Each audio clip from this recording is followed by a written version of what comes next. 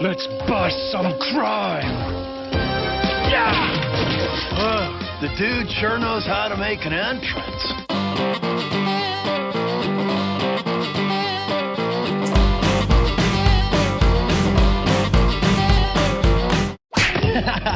Taking a trip down memory lane, I see. Welcome back to the sewers, Turtle fans. Thanks to everyone who checked out the history of Teenage Mutant Ninja Turtles 1988 edition, which debuted last summer. I feel as though we are being watched somehow. You sure are. 170,000 views so far. It's on to year 2 of the Heroes in a Half Shell. It's the Shellerific and Foot-tastic history of Teenage Mutant Ninja Turtles, Heroes in a Half Shell, Turtle Power. 1989 edition. If it ain't broke, don't fix it was Playmate's motto for 1989. To follow up the hugely successful initial year, they once again released 10 standard figures on card, along with 4 wacky action carded figures, 6 vehicles, and the line's first playset. The sides were even in 89 with 5 heroes and 5 villains, although it could have easily been 1 hero and 9 villains. Almost all of the heroes from this year started off battling the Turtles before seeing the light and joining the side of good in the battle against the Foot Clan. Now who's a nutcase? You are! But thanks for saving our shells. Let's kick it off with my favorite Turtles character of all. This city's a cesspool of crime. Somebody's gotta clean it up. Casey Jones, the vigilante sports fan, bashed his way onto toy aisles for the first time in 1989. He included a pair of broken baseball bats, a golf club, and a golf bag to carry them in. He first appeared in the Eastman and Laird comic in '85, and then debuted on the animated series in Season 3, Episode 23, Casey Jones, Outlaw Hero, sounding a lot like another loose cannon law lover, Clint Eastwood's Dirty Harry Callahan. Go ahead, make my night. The Turtles initially think he's unhinged, What a dingling. Totally nutsoid. but after a while, he grew on them. He was a strange guy. Reckless, dangerous, and totally violent. Yeah, I liked him too. I think I speak for all Casey Jones fans when I say, Goongala! Goongala, Goongala, Goongala. Catch you on the slopes, punk. One of Shredder's evil schemes to topple the Turtles was to come up with his own quartet of green teens. I wish to create more mutants to use against the Turtles. Frogs. The Punk Frogs debuted on the animated series the year prior in Season 2, Episode 8, Invasion of the Punk Frogs, and Genghis Frog was the first of the group to get a figure in 1989. Being a mutant sure is confusing. The figure doesn't look much like the cartoon version though. Different shirt, shorts, and no big battle axe. He did include a tongue gun, radical razor-sharp boogie board, sunglasses, bandolier, and cola can grenades. On the show, he and his 3 brothers are brainwashed by Shredder. Master Shredder says we have to steal a list of chemicals from here. Isn't stealing bad? I think so. But it doesn't take the Punk Frogs long to see the light and see eye to eye with the Turtles. Well, on most things. Pizza? Ugh. Thanks, but no thanks. Some mutants are just plain weird, you know? Another hero who started out as an adversary of the Turtles was Metalhead, Shredder's Robot Turtle, who debuted in Season 3, Episode 35, The Making of Metalhead. That doesn't scare us. I am Metalhead. I crush turtles. Now that scares us. Luckily, Donatello does machines, and is able to reprogram him to be an ally of the Turtles. The turtles are my friends. And you bozos aren't. His figure included a bunch of tech gear and a vac metal chromed torso. The first crossover character made his way into the Turtleverse in '89. My name is Usagi Yojimbo. That means rabbit bodyguard. This samurai rabbit was created by Stan Sakai in 1984. He debuted on the animated series in Season 3, Episode 32, titled Usagi Yojimbo, traveling to the Turtles' world from another dimension. I am a Ronin, a masterless samurai. This soft-spoken, skilled swordsman garnered even Shredder's respect. Whoever he is a superb samurai warrior. The figure included a number of different bladed weapons, The only guy who didn't clash with the Green Teens was Ace Duck, the daring pilot and movie star. But that's because he never actually meets them. He got the smallest amount of screen time in the original animated series with just a few seconds in Season 3, Episode 12, titled Attack of Big Mac, appearing on the Turtles TV screen while they watch an Ace Duck movie marathon. Yeah, an Ace Duck Film Festival. He included a pair of wings that could be positioned up or down, a cap, a service pistol, and a belt that could hold 4 egg grenades. 3 of the villain figures that year weren't new to fans of the show. They'd been around since the first season, in one form or another.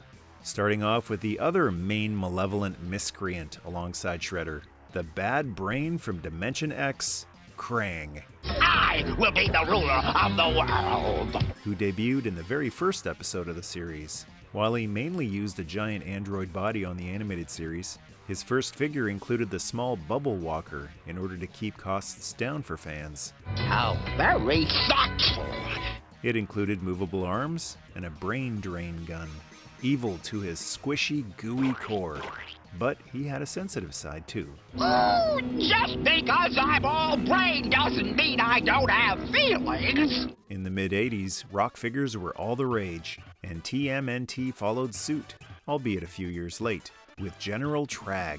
Krang! Krang's loyal rock soldier, who debuted in Season 1, Episode 4, Hot Rodding Teenagers from Dimension X. Unlike most of the bumbling baddies in the Foot Clan, Trag was a force to be reckoned with. Michelangelo! He included 2 blasters and a knife. Baxter Stockman, Shredder's mad scientist, got his first figure in '89, but not based on his first appearance, which was in Season 3, Episode 1, A Thing About Rats. In the second season, Episode 7, Enter the Fly, he's fused with a fly, Jeff Goldblum style. There's been a terrible mistake!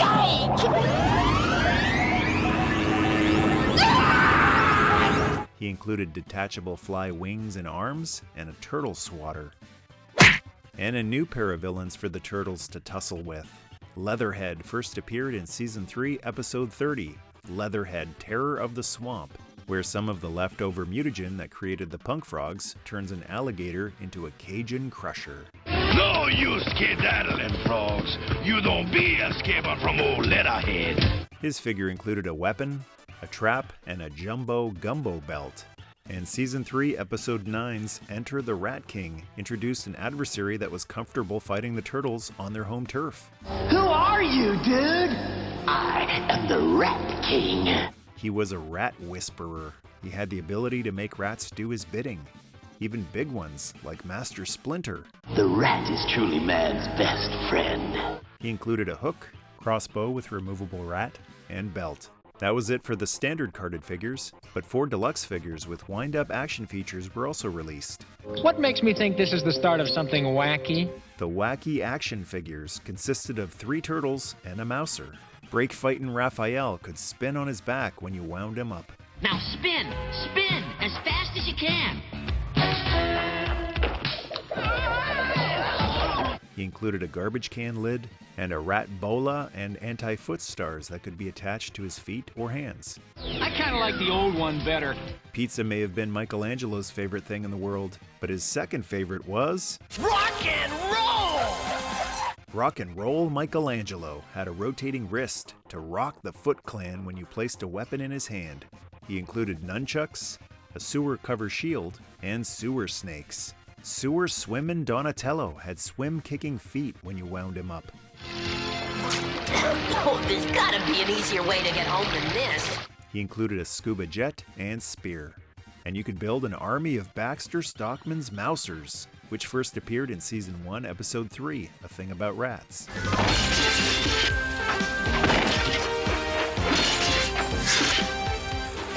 They had stomping and chomping action when you wound them up. Conspicuous by his absence was Leonardo, who wouldn't get a Wacky action figure until the following year, alongside Shredder and Splinter. 1989 marked the first playset of the Playmates Turtles toy line. You're in over your head in these sewers, Shred Man. The sewer playset was jam-packed with play features. While it did have a standard configuration, The rooms and tubes could be rearranged in any way Turtle fans saw fit, At last, out of that scummy water and into a nice grungy tunnel. which could be connected to the Technodrome, which would be released the following year. There was a bed to crash in, Dudes, this grape jelly pizza is righteously awesome. a mat to meditate or work out on, steps to help get in or out, a telescope with a secret eye located in a fire hydrant to keep an eye on things topside. Maybe they should have picked something else to attach to. And 2 ways to go topside, a manhole with cover, and an elevator. There was a section of street above too for Shredder and the Foot Clan to terrorize. There goes the neighborhood. It featured a spiked ball and telephone poles to swing on. Not one of the cleanest or best smelling playsets of the 80s, but still an important part of any vintage Turtles collection. And just as iconic to Turtle fans as Castle Grayskull was to He-Man fans. Yeah, dude, a turtle sewer is his castle. And if the sewer playset was out of Mom and Dad's price range in '89, 6 vehicles might have fit in the budget. The motorized pizza thrower rolled out that year. All right, and you know what that means. Pizza time! But not exactly how you think. Instead of launching pies into Michelangelo's mouth, the pizza thrower used a battery-powered motor to wastefully hurl pizzas at enemies. Totally bogus concept, bud. I can't imagine any turtle having the heart to pull the trigger on this machine. The turtles got their motor running and headed out on the highway on the turtle cycle. The team is afoot! After them! It had a detachable sidecar, which was a trash can, nice, and a slingshot on the handlebars, and a pair of inflatable tubes to float down the sewers. What a totally tubular experience. Ah, yes, there's nothing like a peaceful cruise down the river. Featuring 2 different decos and different weapons. The Sewer Army Tube with a camo deco, and the Sewer Party Tube, which still had an Army deco, if you consider Tiger Force Army. The Foot Clan got a pair of vehicles to add to their Knucklehead from the previous year. The Foot Cruiser is one of the more sought-after original TMNT vehicles, and goes for more than most of the others, despite never appearing on the show. Although they did get a chance to cruise in something similar when they stole the Star Cruiser from the Neutrinos. Hey, look, 4-wheel drive. This converted 57 Chevy had a Gatling gun hidden in the trunk and could convert to an aerial attack mode. And the Foot Clan could attack the sewers from below on the foot ski. Those foot skis are awesome. The Turtles wouldn't be thinking that for long after encountering its harpoon gun, torpedoes, and electric leeches. This is like shooting titles in a barrel.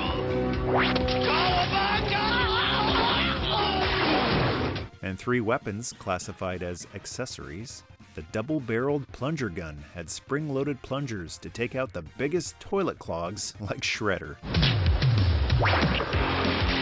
The retro catapult could launch the Turtles' Robin Hood Prince of Thieves style. Turtle power! Who said turtle power? We did, dude. Or launch ooze at the foot. And this thing. The Flush-O-Matic was Shredder's new torture device. Ooh, thanks for letting us try out the new Flush-O-Matic torture device, boss. Slowly dispensing the deadliest goo upon the Turtles' MOTU slime pit style.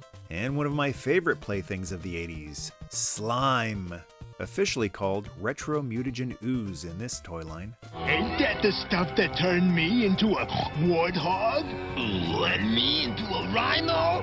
And me into a gator man? This green, viscous goo included a mini turtle or rat in early releases, and then a running change included a new mold of a glow-in-the-dark, pre-mutated turtle. With all of the quirky things the Turtles enjoyed as toppings on their pizzas, I wonder if they ever tried a slime pizza. Forget it, dude. It's not even on a pizza. The Turtles weren't just ruling TV and toy aisles. Retro gamers will fondly remember 1989 as the year the Turtles took over the gaming world. The original 4-player simultaneous Teenage Mutant Ninja Turtles beat-em-up arcade game by Konami consumed more quarters than the Turtles consumed pizzas on the show. To say it was a hit would be an understatement. It would become the highest-grossing arcade game in the US the following year, and Konami's highest-grossing arcade game up to that point. Each of the 4 Turtles had their signature weapons and had different abilities. Donnie was slow, but his bow staff had the longest range. Mikey and Raph were faster, but had shorter range. And Leo was a blend with medium speed and range. And for gamers who wanted to play as the Turtles at home, tough luck! The humongous turd that even the double-barreled plunger couldn't unclog was released for the Nintendo Entertainment System. Fresh from the sewer.